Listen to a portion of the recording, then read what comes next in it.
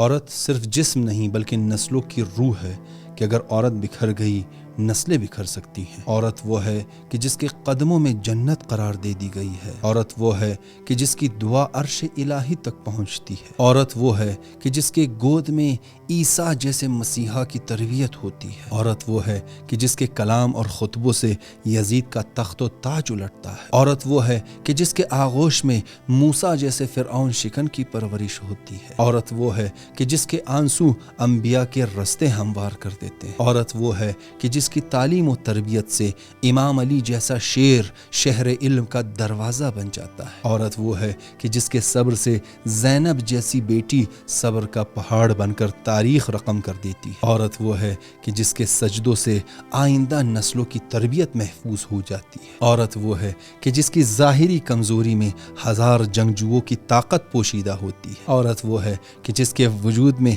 اللہ نے اپنی محبت کا مظہر آشکار کیا ہوتا ہے۔ اور عورت وہ ہے جو اپنے حیا، لباس اور لہجے کی پاکی سے اللہ کی رحمت بن جاتی ہے۔